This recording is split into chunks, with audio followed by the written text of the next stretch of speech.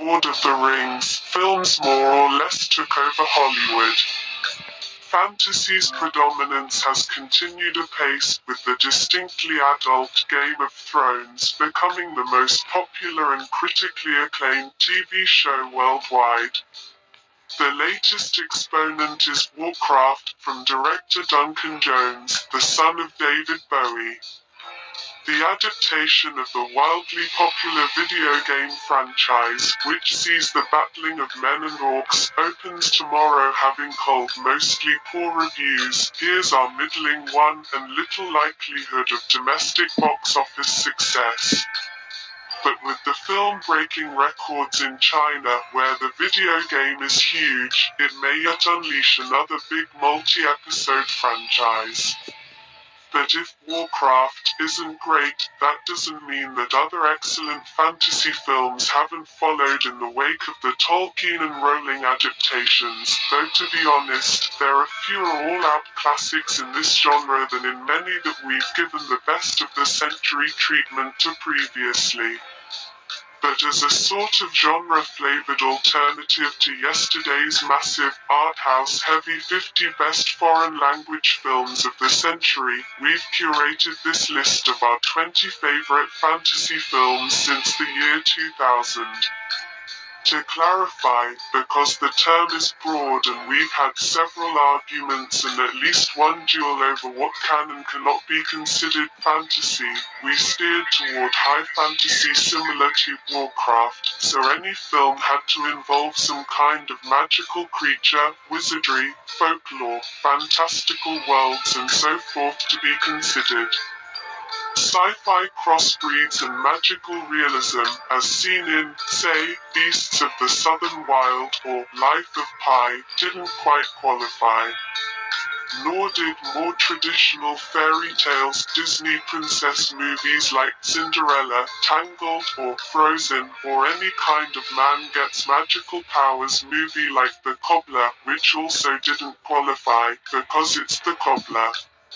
So, with all that in mind, step through the wardrobe with us and journey to a land full of will-o-wisps, centaurs, giants, fairies, monsters, trolls, dragons and even the occasional human. Take a look below and let us know your own favorites in the comments. 20. Mirror Mask 2005. There are directors who have made their name in the genre, but fantasy more than most is indebted to a literary tradition, Tolkien, Lewis Carroll, etc. And so, aside from J.K. Rowling, the modern-day author that dominates the genre is Neil Gaiman. The best-selling fantasy writer collaborated on this film's story with director Dave McKean and wrote the screenplay, and if the film is too uneven to really be considered a pantheon all-timer, it is only because it is bristling with too many ideas, not all of which are developed, and many of which would return in more convincing, pared-back form in Coraline, see below. However, the story of a little girl who, in a trademark Gaiman inversion, wants to run away from the circus, gets trapped in a fantasy realm, is mistaken for a princess and must save the City of Light from the encroaching shadows, is still chock full of incidental pleasures and inventive flourishes. Best of all, like all great fantasy, there is an undercurrent of real-world pathos, as the events that transpire in the magical otherworld have roots and parallels in very real-world issues and tribulations. Gaiman's real gift is in showing the imagination as both a retreat from and potential cure for the ills of the everyday world. Home features.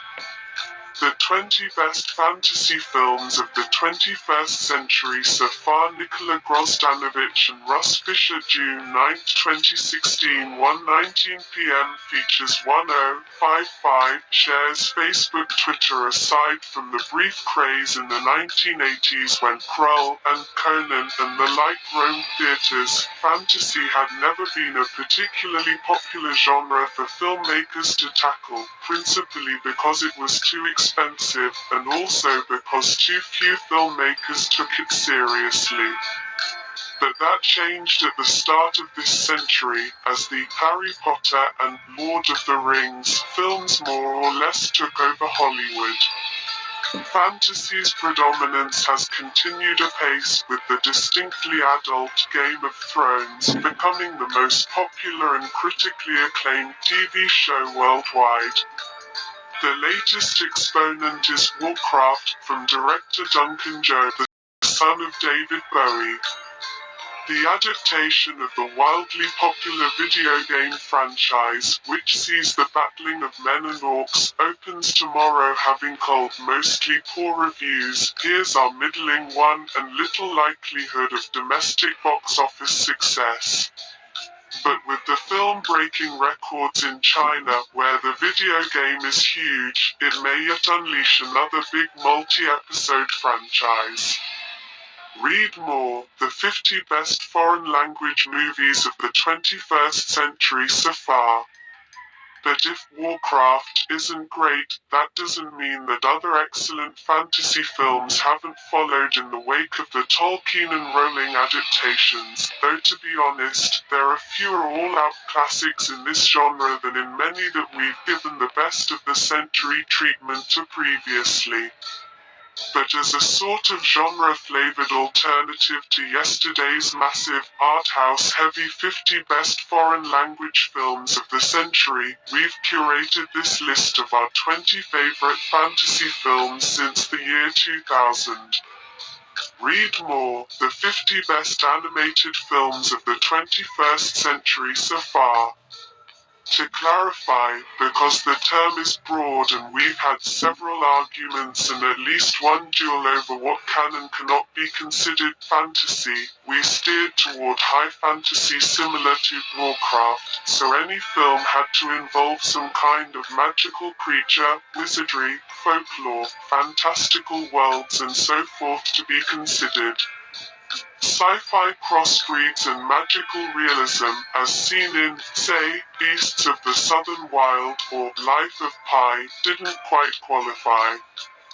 Nor did more traditional fairy tales, Disney princess movies like Cinderella, Tangled, or Frozen, or any kind of man gets magical powers movie like The Cobbler, which also didn't qualify, because it's The Cobbler. So, with all that in mind, step through the wardrobe with us and journey to a land full of will-o-wisps, centaurs, giants, fairies, monsters, trolls, dragons and even the occasional human. Take a look below and let us know your own favorites in the comments. Miramask 20. Miramask 2005. There are directors who have made their name in the genre, but fantasy more than most is indebted to a literary tradition, Tolkien, Lewis Carroll, etc. And so, aside from J.K. Rowling, the modern-day author that dominates the genre is Neil Gaiman. The best-selling fantasy writer collaborated on this film's story with director Dave McKean and wrote the screenplay, and if the film is too uneven to really be considered a pantheon all-timer, it is only because it is bristling with too many ideas, not all of which are developed, and many of which would return in more convincing, pared-back form in Coraline, see below. However, the story of a little girl who, in a trademark Gaiman inversion, wants to run away from the circus, gets trapped in a fantasy realm, is mistaken for a princess and must save the City of Light from the encroaching shadows, is still chock full of incidental pleasures and inventive flourishes. Best of all, like all great fantasy, there is an undercurrent of real-world pathos, as the events that transpire in the magical otherworld have roots and parallels in very real-world issues and tribulations. Gaiman's real gift is in showing the imagination as both a retreat from and potential cure for the ills of the everyday world. 300 Gerard Butler 19. 300 2006 action, albeit slow-mo and speed-ramped, clashes with macho melodrama in Zack Snyder's feature film version of Frank Miller's graphic novel, which itself adapts the historical story of the Battle of Thermopylae, at which a small Spartan force held off hundreds of thousands of soldiers of the Persian army. Though based in fact, this story would be unrecognizable to anyone present for the real Persian Wars. The film is more Clash of the Titans than military history, as Snyder and his team pepper the action with wildly exaggerated characterizations and even a few human-creature hybrids. The fantasy of 300 operates on a meta level, as Snyder's adventurous filmmaking, which used heavy digital effects and extensive post-production manipulation of light and color, suggested to studios that entire new worlds were within the reach of a cadre of digital artists. Snyder's subsequent career might not have worked out exactly as 300 promised, but this one effort set a tone which still echoes through action films a decade later. 18. The Adventures of Adele Blanc-Sec 2010, Jurassic Park meets Tomb Raider in this refreshingly playful and oddly feel-good fantastical tale of Adele Blanc-Sec, portrayed with an insta-charming flair and impassioned zest by Louise Bourgoin. She's a feisty archaeologist and one hell of a courageous dinosaur tamer, but above all else, Adele is a determined, loving sister. And by the time the film's central conceit, our heroine's search for a cure that will release her twin sister Agatha, Laurie de Clermont, from a paralytic state, is revealed, we have already been wowed by a flying pterodactyl hatched via the machinations of an elderly telepath in Paris circa the 1910s. While he's known for embracing action and sci-fi, the prospect of Luc Besson delving into high fantasy waters is a whole new ballgame, and it's great how he consistently highlights powerful female leads. The result is a liberating, humorous, touching and thanks in no small part to an unforgettably unrecognizable scene-stealing Mathieu Amalric engrossing picture. Taking its story from a series of French comics by Jacques Tardy, the film's transition from dinos to resurrected mummies is a little jagged, but its spirit, continuously revitalized by Bourgoin, sees through what is ultimately a small marvel of 21st century fantasy. 17. The Chronicles of Narnia, The Lion, the Witch and the Wardrobe, 2005, the first adaptation of the best-known of C.S. Lewis' cherished Chronicles of Narnia children's books from the 50s may have fared better on the big screen had it been handled by a director who had slightly darker proclivities than Andrew Shrek Adamson. But where the religious allegory of the books, especially the first of the series, parallels the historical ones of Tolkien's Lord of the Rings, Christian symbolism is definitely harder to pull off as a live-action adaptation. But even though the franchise hasn't blossomed to its full thematic potential, the first book has such a strong story that it's hard not to feel transported anyway. Four children discover a magical wardrobe that leads them to the world of Narnia, where they must help the lion Aslan, voiced by Liam Neeson, take back the land from the control of an evil witch, MVP Tilda Swinton, making the most out of an opportunity for fairy tale evilness.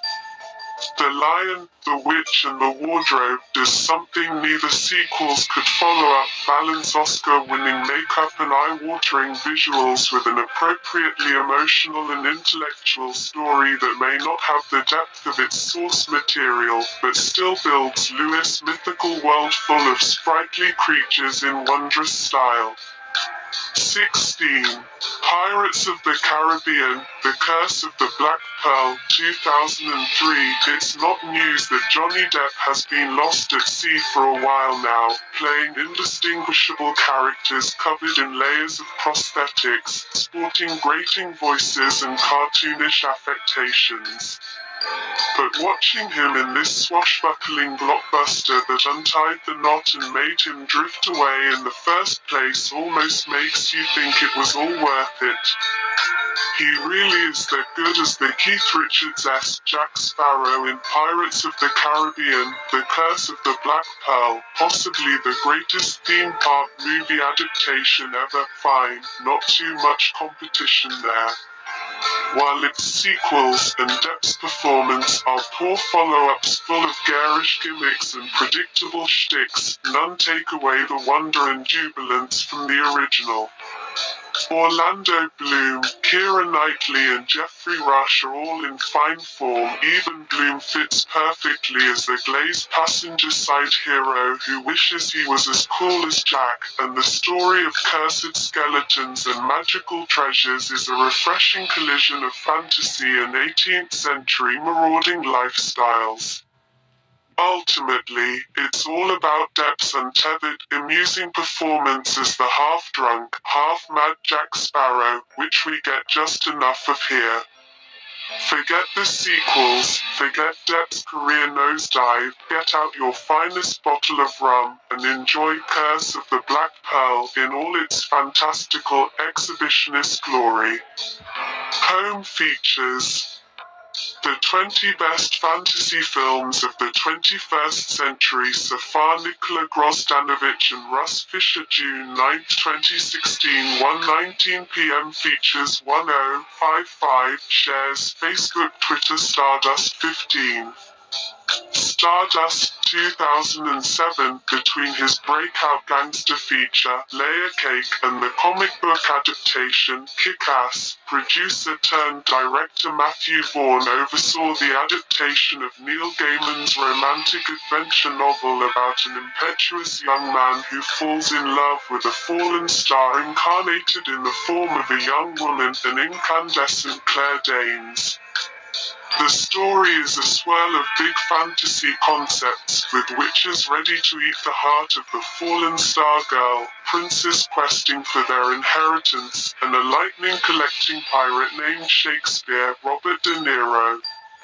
Graced by a large cast of established stars, Michelle Pfeiffer, De Niro, Peter O'Toole, and featuring early turns from up-and-coming names such as Charlie Cox and Henry Cavill, the film is full nearly to bursting. Vaughn and screenwriter Jane Goldman don't manage to control every element, and a few false notes sound here and there, but the film's broad ambition and grand vision are more than compelling enough to make Stardust fly well above most film fantasy. Home features. The 20 best fantasy films of the 21st century so far. Nicola Grosdanovich and Russ Fisher. June 9, 2016. 1:19 p.m. Features 1055. Shares Facebook, Twitter. Stardust 15. Stardust 2007. Between his breakout gangster feature, Layer Cake, and the comic book adaptation, Kick-Ass, producer-turned-director Matthew Vaughn oversaw the adaptation of Neil Gaiman's romantic adventure novel about an impetuous young man who falls in love with a fallen star incarnated in the form of a young woman, an incandescent Claire Danes. The story is a swirl of big fantasy concepts, with witches ready to eat the heart of the fallen star girl, princes questing for their inheritance, and a lightning-collecting pirate named Shakespeare, Robert De Niro. Graced by a large cast of established stars, Michelle Pfeiffer, De Niro, Peter O'Toole, and featuring early turns from up-and-coming names such as Charlie Cox and Henry Cavill, the film is full nearly to bursting. Vaughn and screenwriter Jane Goldman don't manage to control every element, and a few false notes sound here and there, but the film's broad ambition and grand vision are more than compelling enough to make Stardust fly well above most film fantasy. Wolf Children 14. Wolf Children 2012 start any conversation about Japan's rich animation tradition, and you'll notice how quickly Mamoru Hosoda's name gets drowned out by Miyazaki, Takahata, Kon et But with Wolf Children, Hosoda makes a compelling case that he should be recognized alongside his more famous peers and major influences. It's a beautiful coming-of-age tale about Yuki and Am, two half-wolf siblings who are brought up in the Japanese countryside by a single mother and who learn how to cope with their ferocious natures. Unfolding with the rhythm of an ancient folk tale, Wolf Children is one of the most original and underseen animated Japanese fantasies of the century. Not only is the growth of these children, their polarized personalities and their bucolic lifestyle traced with sublime delicacy, but the aesthetics of this film only add to the spell cast by Hosoda. It's no wonder he comes from an oil painting background. The changing of the seasons and the alluring properties of nature are mystical here. 13. How to Train Your Dragon 2010. While dragons keep us on edge every Sunday night on HBO, DreamWorks Animation turned the fire-breathing monsters into the most adorable creatures of 21st century animation. How to Train Your Dragon is the story of Viking teenager Hiccup desiring to be a dragon slayer like the rest of his clan, only to realize that befriending dragons comes with better perks. Especially when they're such fuzzy creatures like the titular trainee Toothless, he's so damn charismatic and personable that you'd have no problem being his happy meal as long as it meant that you got to pet him a bit. Directed by Lilo and Stitch duo Chris Sanders and Dean DeBlois, and loosely based on Cressida Cowell's children's books, Dragon did one better than Shrek, becoming the studio's most sophisticated animated franchise. The sequel released last year is also pretty fantastic. One of the keys to its success, beside off-the-chart charm in every character and scenario, is its purposeful use of 3D. Getting swept up into the screen as Hiccup rides Toothless turns every adult into a kid again. If there's one thing better than flying, it's flying on the back of a dragon. 12. Bridge to Terabithia 2007. Unlike other films listed here, Bridge to Terabithia is always clear that its fantasy elements are always exactly that, fantasies. But few films in the genre capture its appeal quite in the same way or prove as utterly moving. Based on Catherine Paterson's well-loved novel, co-written by her son and directed by Rugrats creator Gabor Csupo, it's a coming-of-age tale about 12-year-old Jess Josh Hutcherson, who forms a friendship with new classmate Leslie Anna Sophia Robb. The two invent a fantasy kingdom called Terabithia in the woods, but Jess' hopeless crush on his music teacher, Zooey Deschanel, proves to have tragic consequences. The Disney and Walden Media project hit in the midst of the mania for Narnia and Co., but its decent effects aside, it has more in common with My Girl than most of those films, up to and including the devastating ending. But it's at its best when capturing the way that friendships can be forged through a shared imagination and creativity, and the way that those creations can serve as a memorial. 11. Hellboy 2, The Golden Army 2008. Superheroes have taken over the mainstream imagination as the cinematic ideal of the fantastical, gods among mortals, displaying superpowers regular people can only dream about. As such, Thor was briefly under consideration as the bastion of high fantasy in the superhero genre in this century, but then we remembered a certain moody devil, and suddenly Asgard felt like window dressing. Hellboy 2: The Golden Army is the rare sequel that improves on the original, so the fact that Guillermo del Toro swapped the gothic horror vibe from his first Hellboy and delved into fairy tale territory in The Golden Army serves our purposes here twice as nicely. From the opening stop-motion story of the legendary Golden Army to the textured set pieces of the Troll Market and the exotically sprawled-out forest god, the Golden Army is the greatest example of fun superheroics mixed in the high fantasy blender.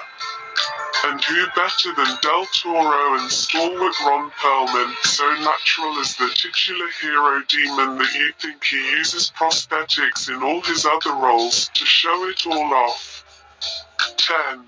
Tale of Tales 2015. Big-ticket marketing requirements mean that filmed fantasy often hews close to family-friendly fare, but Tale of Tales roves deep into horror and the grotesque, and it's safe to say you probably don't want to watch this with your 5-year-old. The Baroque stories behind the stories that inspired the Brothers Grimm and other purveyors of familiar fantasy, fairy tale and folklore get a sumptuous, ornate cinematic treatment in this 3-chapter melange of desire and violence. Just to set the stage, the first tale features a ritual in which a queen played by Salma Hayek conceives a child by consuming the heart of a water dragon which is cooked by a virgin, plus there's a pig-sized engorged flea, an ogre, and some good old-fashioned shape-shifting as well. The weird excesses of Tale of Tales are balanced by controlled production design and excellent cinematography, allowing each story to depict human passions so extreme that they become supernatural in highly idiosyncratic fashion. Fantasy at its best should create new realms that feel a bit dangerous with a layer of dark uncertainty hidden under a seductive outer shell, and Matteo Garone's film brilliantly captures that polarity, coherence be damned. 9. Coraline 2009. Tim Burton may have slightly choked on a piece of his heart when Coraline came out. Master of the comforting macabre Neil Gaiman gave his blessing to Henry Selick, i.e. the answer to that most incorrectly answered questions in movies, who directed The Nightmare Before Christmas, to turn the story of a little girl who discovers an alternate, button-eyed, parallel reality into a small, perfectly formed, dark-hearted stop-motion beauty. Coraline Jones, voiced by Dakota Fanning, goes through familiar prepubescent angst until stumbling on a secret doorway and meeting her other life. With a smidgen of Roald Dahl and a tablespoon of Lewis Carroll in its story of a childhood innocence disrupted by dark alternate universes, the Academy Award-nominated Coraline is gorgeous in its raw, 3D printed design. Those opening credits alone are enough to stitch your eyes to the screen for the next hour and 40 minutes, and is as immersive as anything else on this list. Bobbing and weaving through a plethora of horror tropes, the source of Coraline's highly calibrated resonance is found in Selick's complete trust in Gaiman's world. In lieu of any Disney-esque bombast, this is a patiently told, supremely atmospheric story full of charm and wickedness. 8. Trollhunter 2010. Andre Ovredal's freakishly compelling found-footage fairy tale is to fantasy what Chronicle and Blair Witch are to superheroes and horror, and it's way funnier than both. The build-up to the titular monsters in Trollhunter is wonderfully organic, as we watch from the vantage point of 3 laid-back college students who make it their project to follow up on a supposed bear hunter called Hans Otto Jespersen. Turns out that he's actually a troll hunter, and that trolls exist. At least, that's what you find yourself thinking while watching Overdal's Indie Pearl. Belief gets in reality's blind spot and crashes into Norwegian folklore spectacularly, thanks to scarily believable visual effects and a script that constantly keeps the story anchored to the realm of the real. The taxing profession of troll hunting and a veterinarian talking about the troll's vitamin D issues are two standout moments. And the film's gorgeous images of trolls turned to stone, broken cameras and intense night vision sequences turned Troll Hunter into a visual feast as well as cautionary tale of wildlife preservation.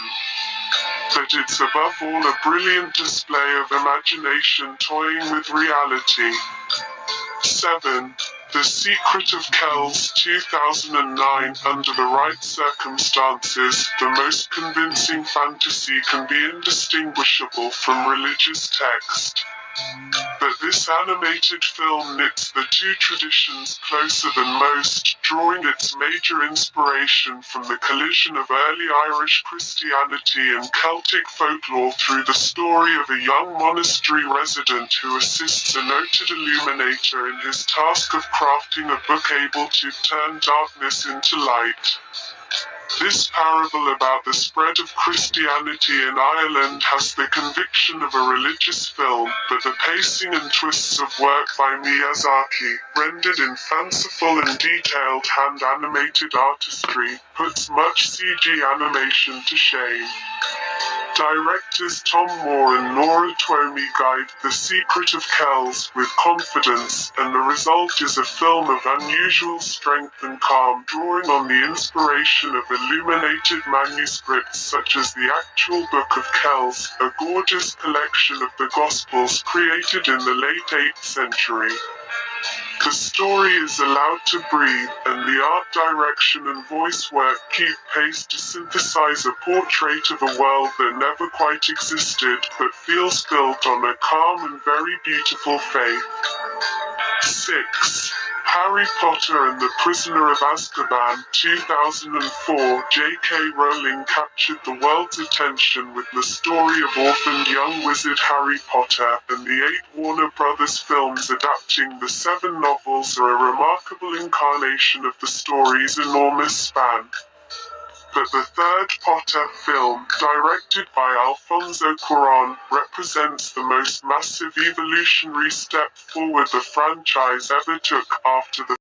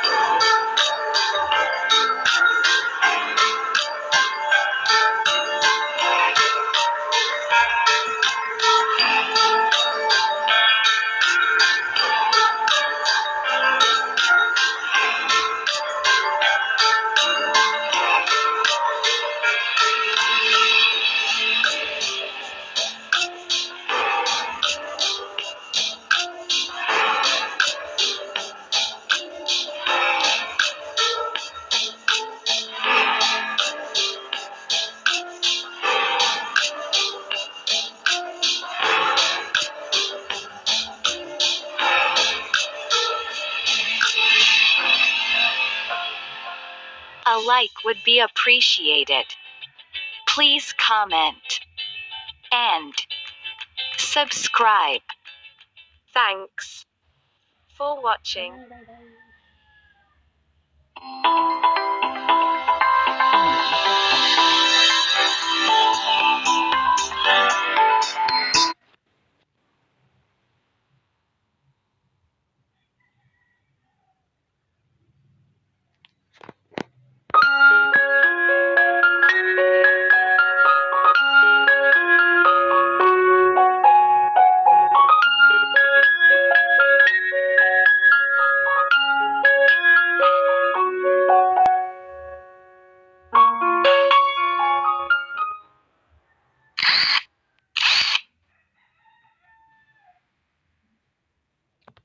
Ay ba? 8 na sila. Shout out sa mga nandyan.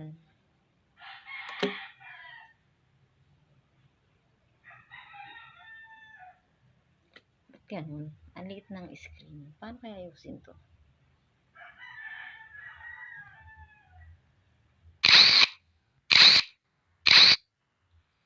Mali naman ang pindot ko. Liit pa lang ang screen niya. Huwag na play.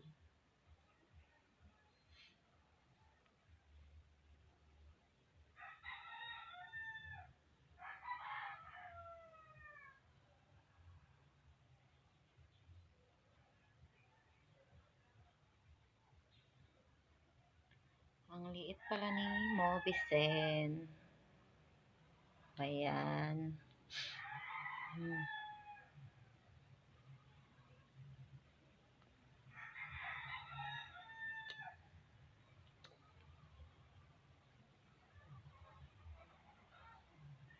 Ano kayang pwede kong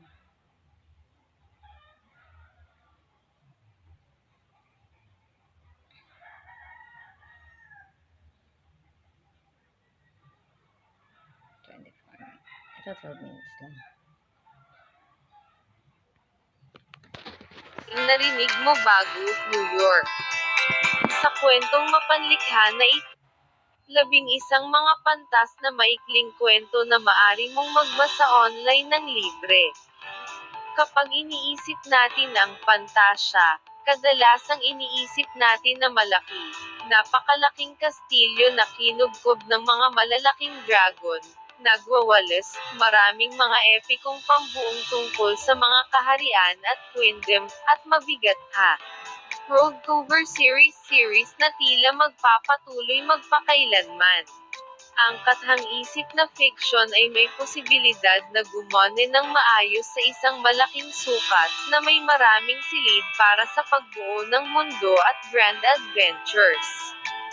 Ngunit kapag ang isang maikling kwento ng pantasya ay tapos na ng maayos, magaling ito ng maayos. Ang mga kwentong pantasya lamang ay may maraming puwang upang lumikha ng buong mga unibersidad at mga sistema ng mahika, at pagkatapos ay maghatid ng isang kasiyasyang konklusyon. Kaya ang mga manunulat ng pantasya na nagtatrabaho sa mga mabilang na salita ay kailangang maging mas malikhain tungkol sa kanilang mga haka-haka na mundo. Narito ang ilan sa mga pinakamahusay na kwento ng pantasya na maaari mong basahin online, ng libre, ngayon.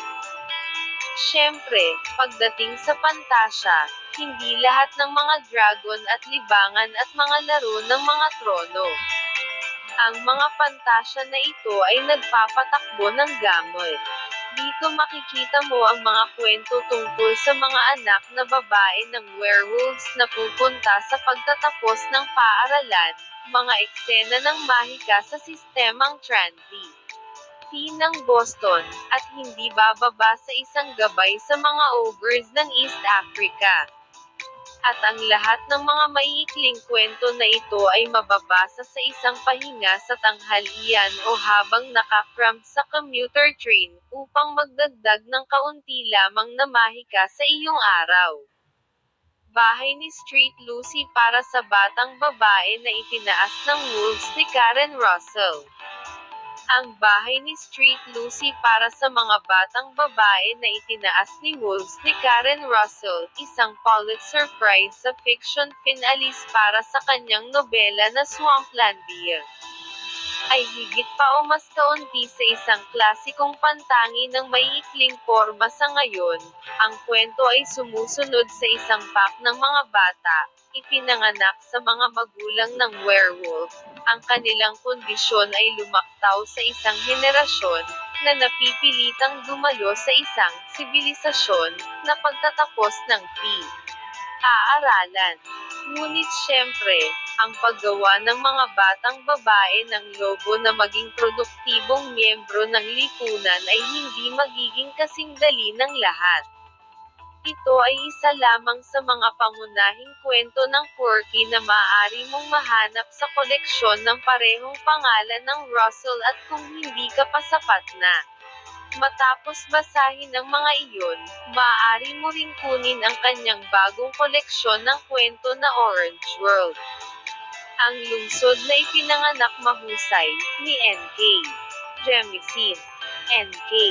Lumilikha si Jemisin ng mga kakaibang at magagandang lungsod sa kanyang mga nobelang pantasya, tulad ng The Broken Earth Trilogy at The Inheritance Trilogy. Ngunit sa The City Born Great, nilikha niya muli ang isang lungsod na maaaring narinig mo bago, New York. Sa kwentong mapanlikha na ito, sapat na ang pagtanda ng New York na oras na para maipanganak ito, ngunit kung ang isang nag-aatalang midwife ay maaaring mapanatili ng mga sinaunang kaaway nito. Ang katotohanan ay isang cave sa itim na mga bundok ni Neil Gaiman. Mahirap mong pag-usapan ang mga maiikling kwento ng pantasya nang hindi pinag-uusapan ang may akda ng American Gods na si Neil Gaiman.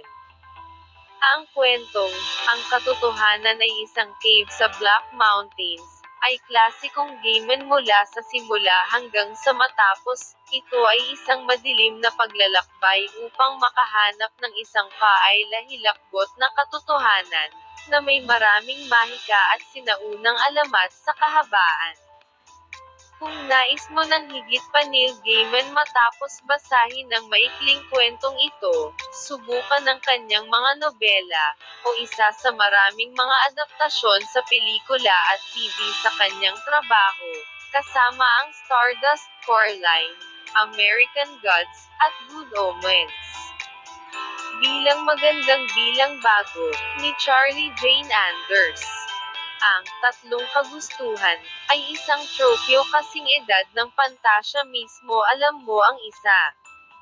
Ang isang tao ay binigyan ng tatlong kagustuhan, at hindi maiiwasang pumili sila ng hindi sinasadya, at ang lahat ay napupunta sa impyerno. Sa tulad ng Mabuting Bago, Charlie Jane Anders may akda ng lahat ng mga ibon sa langit at The City sa gitnang gabi naglalagay ng isang bagong pag-ikot sa buong Ginny in the Bote na bagay na may buong orihinal na kwento, itinakda pagkatapos ng katapusan ng mundo. Kapag ikaw ang huling tao sa mundo, pagkatapos ng lahat, kailangan mong maging maingat sa nais mo. Ang mga malalakas na lumalakad sa Amoles ni Ursula Le Guin. Ang The Ones Who Walk Away mula Amoles ay umiiral sa isang lugar sa pagitan ng pantasya at haka-haka na fiction. Nang walang pag-aalis ng labis, ito ay isang kaibig-ibig, nakakatakot na kwento na nagtatayo ng isang utopian lungsod ng mga pangarap at pagkatapos ay hiniling sa amin na isaalang-alang ang mga nakatagong gastos ng isang perpektong mundo. Sino ang naghihirap upang ang iba ay mabuhay ang kanilang mga pantasya? Ito ay klasikong Ursula K. Le Guin, at pagkatapos basahin ito, siguradong nais mong suriin ang ilan sa kanyang mga nobela, kasama ang kanyang iconic na akdang Ang Kaliwa ng Kadiliman. Isang tunay na pag-ibig ni Malinda Lo. Ang mga prinsipe at prinsesa at totoong pag-ibig ay lahat ng mga staples ng mataas na pantasya na genre. Sa One True Love, isang maliit na prinsesa ang ipinanganak sa gitna ng trahedya. Mas masahol pa, ang isang hula sa kanyang kapanganakan ay naghuhula na kung matagpuan niya ang kanyang mailap na, isang tunay na pag-ibig, ito ang magiging pagbagsak ng hari. At kung nabasa mo na ang isang kwento ng prinsesa dati, alam mo na ang mga hula ay hindi madaling mapigilan. Malinda Lo, ang may akda ng Ash, ay kilala para sa kanyang mga retellings na hamon ng katayuan ko, at kung ito ay parang isang bagay sa